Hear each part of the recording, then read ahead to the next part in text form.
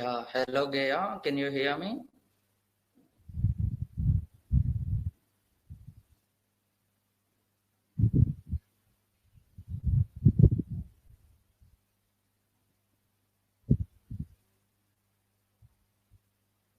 Yeah, thank you for the confirmation, Gaya. Let's wait for 4 more minutes so everyone can join the session. We can begin our session at 6 p.m. sharp. I'm just uploading the PPT for today's session.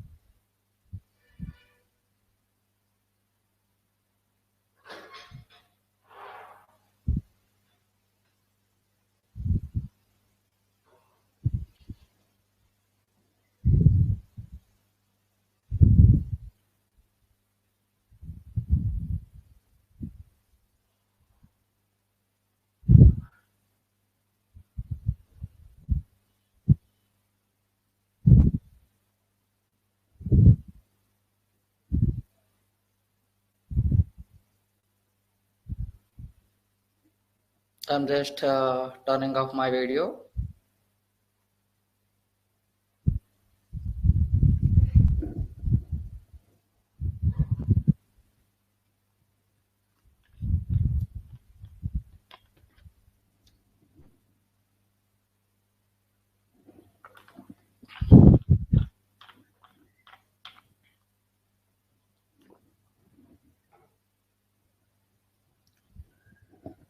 Yeah, hello Sadhana, can you hear me?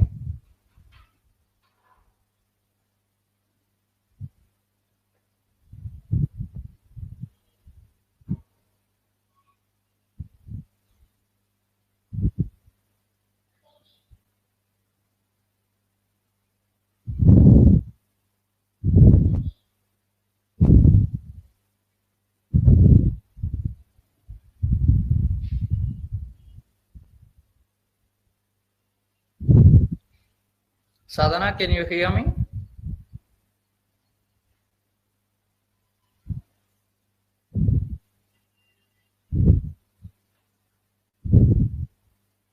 You can type in the comment section. If I am audible, please type yes. Yeah, thank you for the confirmation, Sadhana. Let's wait for 1 more minute so we can begin our session at 6 p.m. sharp.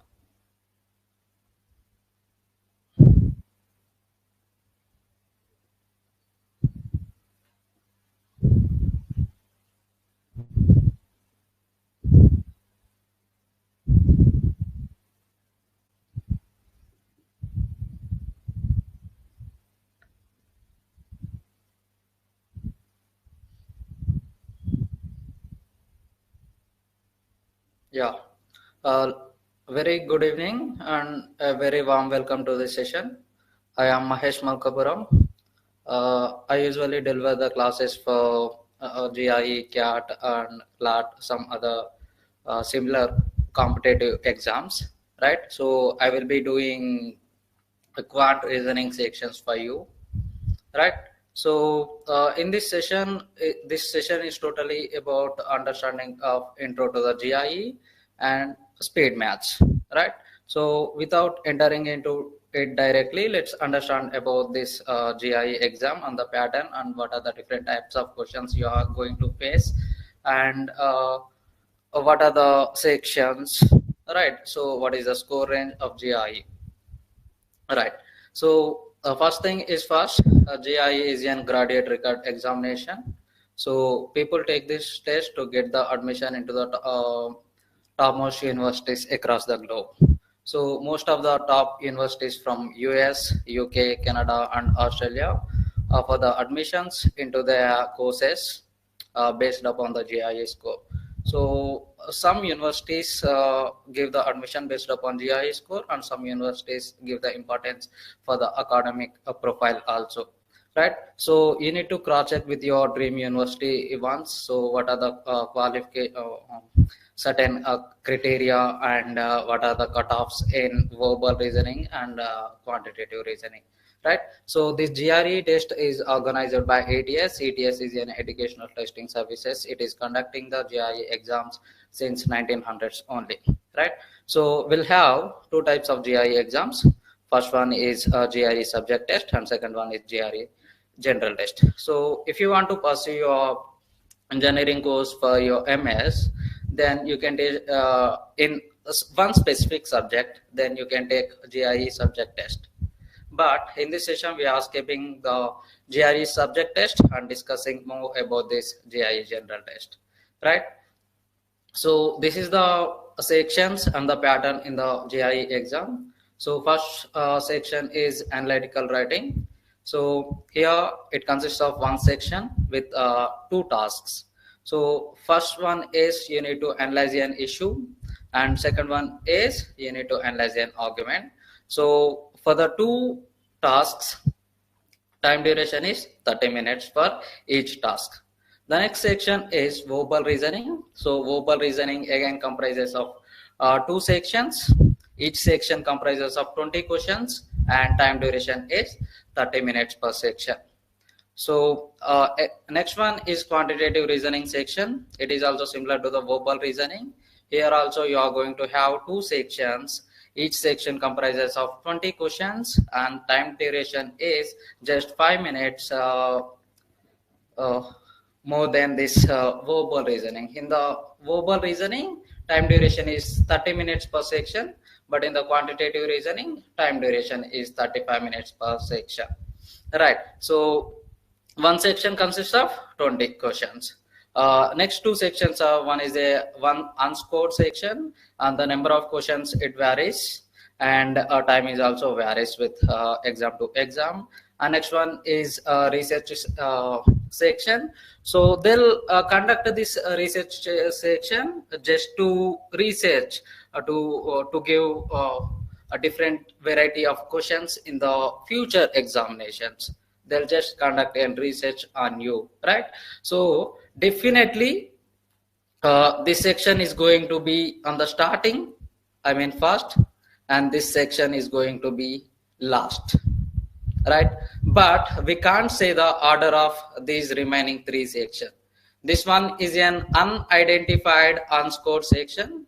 The questions asked in these two sections, unscored section and the research section, may be either from verbal reasoning or quantitative reasoning, right? So we can't identify this section, so you can't neglect any of this section. It might get in any order, so it can't be in the same order as you see here. It might not be in the same order, right? So it might be in the any order. So you have to perform exceptionally well in all of these sections. So totally here one section, two sections here, two sections here, and again one. So in this session we are just wait for 1 minute, there is a technical issue. Okay.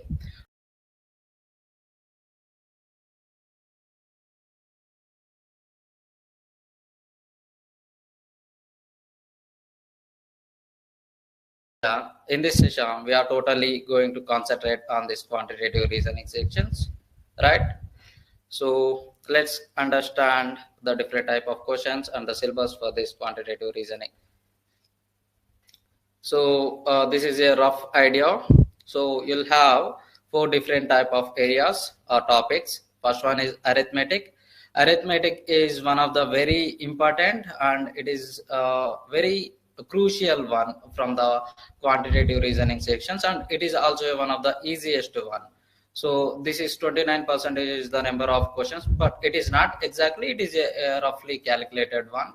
So 29% of the questions you will get from the arithmetic. So the topics include number systems, percentages, profit and loss, simple interest and compound interest, ratios and proportions, averages, time, speed, and distance, and time and work are all included in this arithmetic.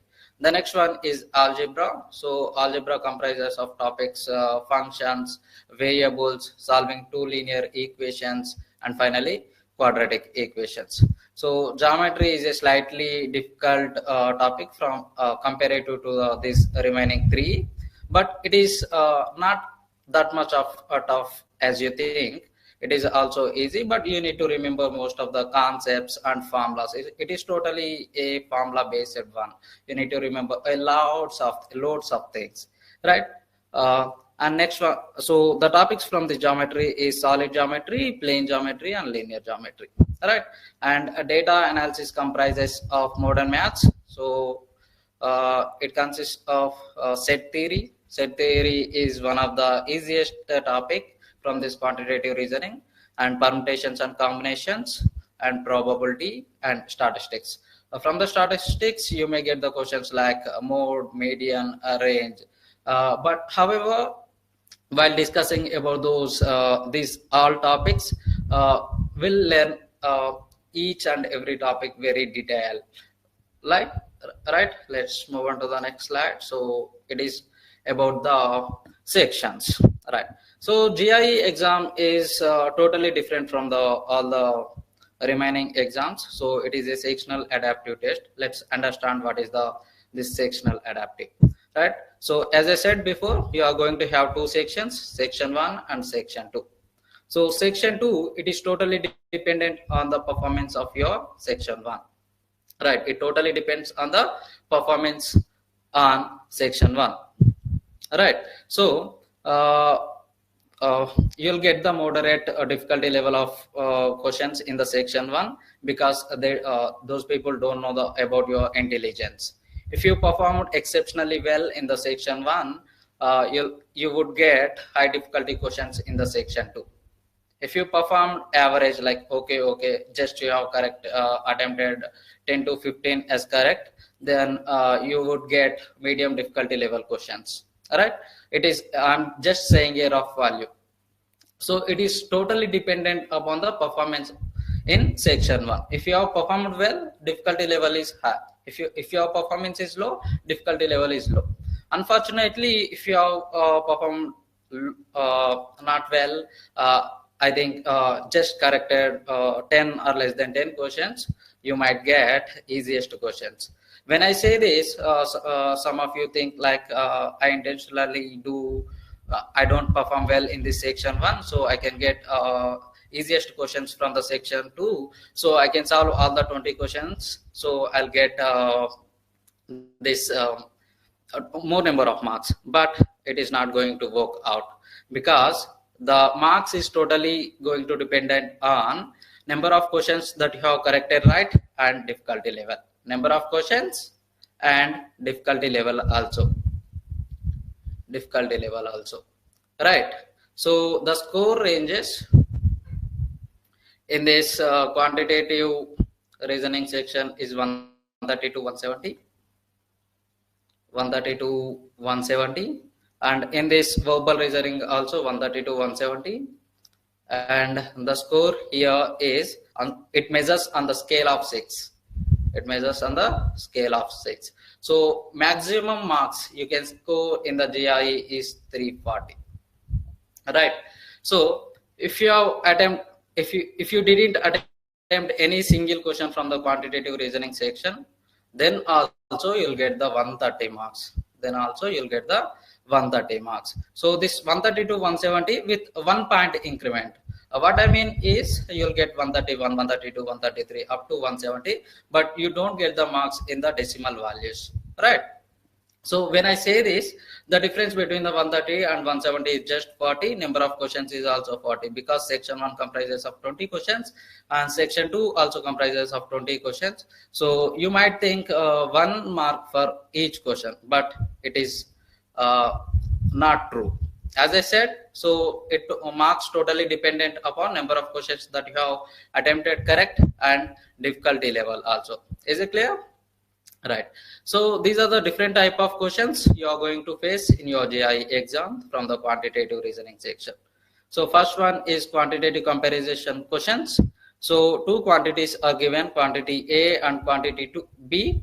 Some information is given. So based upon the information, you need to pick the answer, whether the quantity A is greater or whether the quantity B is greater, or both quantities are equal, or it is impossible to find out the relation between those quantities, right?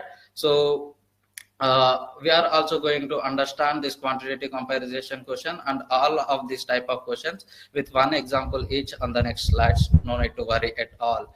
And next one is multiple choice questions, single correct answer choice. So here I'm very sure that all of you come across this type of questions. If you 4 or 5 options are given, you need to pick out one correct answer. The next one is multiple choice questions. Here multiple correct answer choices. So a few number of options are given, right? So you need to pick all the correct options. You need to pick all the correct options. Let's take one example. So some 10 options are given, right? And a number of correct options are 4. You have just picked 4. If you pick all the 4, then it is considered as the correct answer. If you just picked 3 or 2 or 1 correct answer, still, even though you are partly correct, it is considered as the wrong answer only. They don't give off marks. Right? So you need to pick all the correct answers. So in the GRE exam, the difficulty level of the questions is going to be easy only, but the options are very tricky. So we need to be very smart, and you need to pick the options very smartly. Right. Next one is numeric entry questions. Numeric entry questions are similar to the fill in the blank questions. So one blank is given. So you need to enter the answer manually with the help of the keyboard. Right. So let's understand this type of questions with one example each. Here, this one is a quantitative comparison question. Quantity A is given, quantity B is given, right? So look at the options. Quantity A is greater, quantity B is greater. The two quantities are equal. The relationship cannot be determined from the information given. So this is the beauty of this question. So these options are never going to change. They will be in the same order, all right? So here, the solving this type of questions is very easy. Just you need to go with the substitution. If you see this type of questions, some x value is given. So the procedure to solve this type of questions is just substitution. So what are the values you are going to substitute is first substitute x is equal to 0, but in this question x is not equal to 0, so it is eliminated already. But I'm saying for the remaining questions also. So substitute one smaller positive value and one smaller negative value and one bigger positive value and one smaller bigger negative value, right?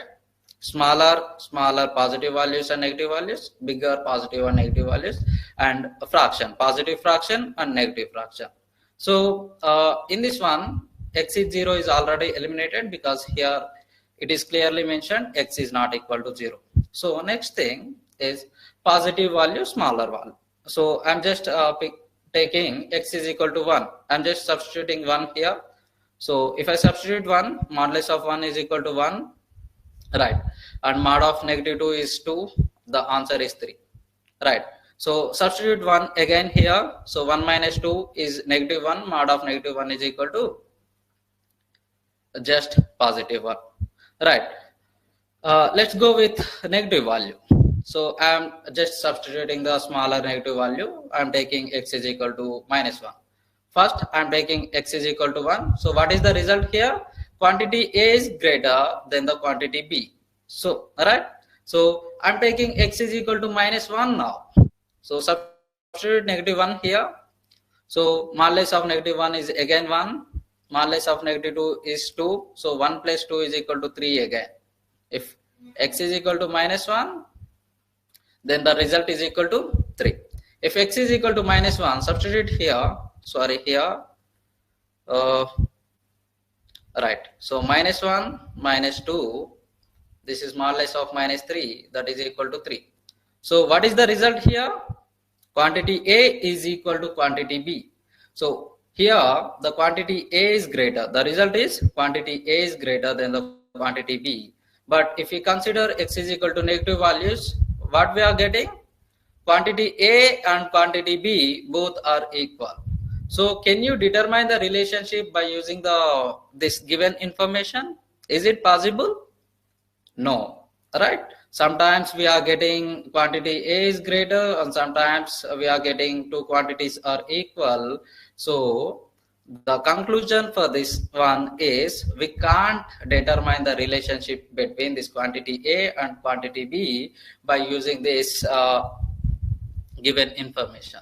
So if there is no change in the results, always you are getting quantity A is greater, just you need to pick the option A, that is quantitative A is greater. But in this case, when I'm substituting the positive values, I'm getting quantity A is greater.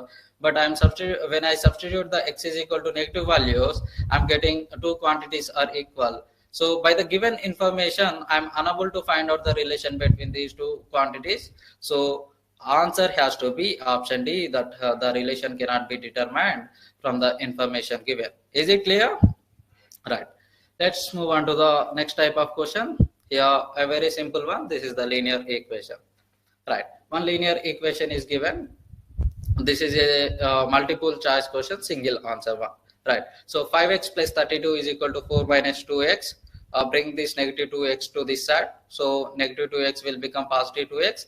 So that is 7x. And bring this negative 32 to this side. So it will become negative 32. 4 minus 32 is negative 28. So x is equal to negative 4.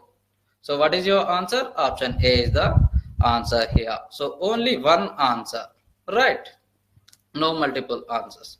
So next one is the interesting one here. Which of the following could be the unit digit of 57 power of n, where n is a positive integer? Indicate all such digits. So what this statement means? So we need to pick all the correct answers, right? So here question is 57 power of n. So let's understand this question. 57 power of n. What we need to find out? Units digit. Units digit always depends upon this units digit only. Units digit always depends upon units digit only. So there is no role for the tens digit or hundreds digit or thousands digit. So only that units digit decides the units digit. Right. Here no need to consider this 5. Just take 7 power of n. If it is 67 power of n or 87 power of n, 97 power of n, whatever it is, the answer is going to be same until units digit is equal to 7. Right. If you know the cyclicity of these numbers, it will become very easier for you. Right. We need to find out just units digit. Right. So let's understand. 7 power of 1. What is the 7 power of 1 value? Just type your answers. Right, thank you. 7. Right, units. I only need units digit. What is the 7 square value? 7 square value is 49. Right, what is the units digit? 9. Very good. Right. Next thing is 7 cube.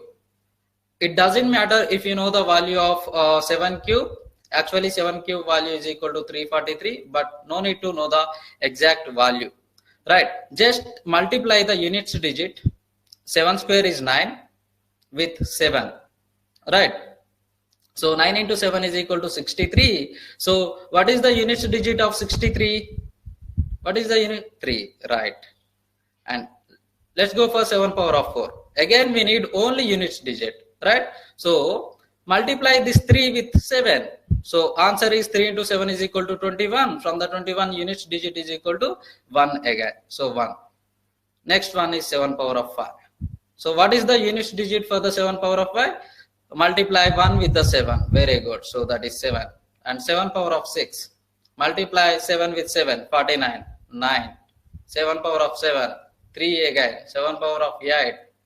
Again 1. So understand this. After the 4 numbers, it is repeating again and again. 7, 9, 3, 1. Same cycle. 7, 9, 3, 1. Same numbers are repeating again and again after the 4 intervals. So will only get the unit digit as 7931, right? So what is the correct answer for this example 3? So you need to pick, first one is 7, so H, 9 is J, and 3 is option D, and 1 is option B. So this question, the answer for this question is considered as correct if you pick all these 4 options, then only it is considered as correct. If you just pick out B, D, H and forgot to pick this J option, it is considered as the totally wrong answer only. They don't give any marks for you for picking the off answer, right? If you pick 2 options or 3 options or 1 options, they don't give any marks. Totally it is considered as the wrong answer until if you pick all the correct answers, right? So next one is numeric entry one, right? So here some data is missing. This is also from question, right? 2 boxes are given. Rectangle R has length 30 and width 10 and square has length 5. The perimeter of S is what fraction of perimeter R? So what is the formula for the perimeter of rectangle? 2 into length plus width, right? That is the perimeter for the rectangle.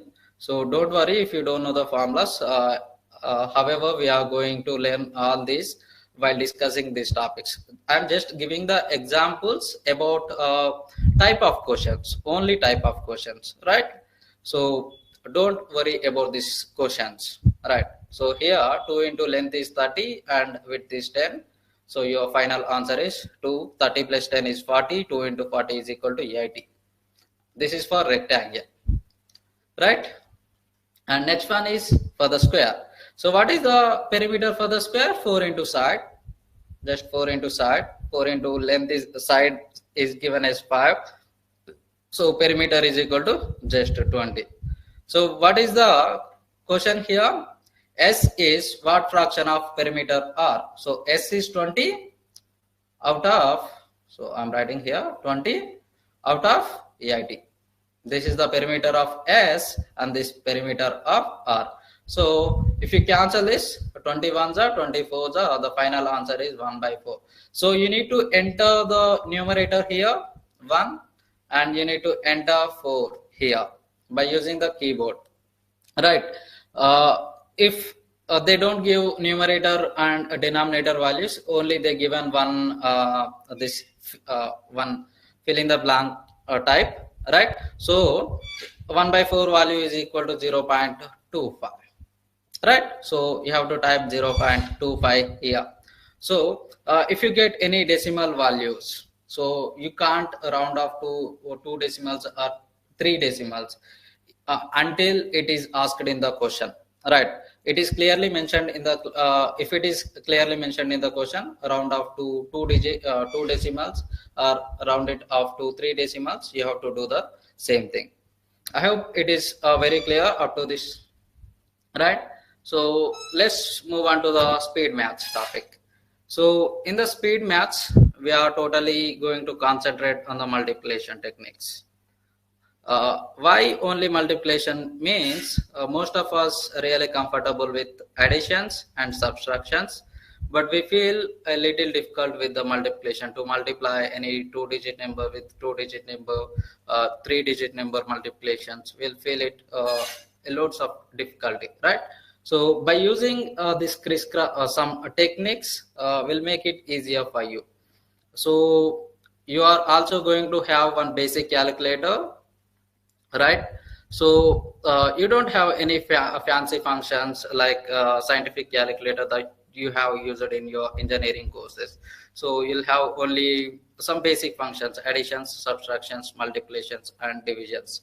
But it is very clearly mentioned in the ETS website also. So 90% of the questions from the quantitative reasoning section doesn't need calculator at all. So they all are easy calculations you can do orally without the help of the calculator also. So don't depend too much on the calculator. So because it is a time consuming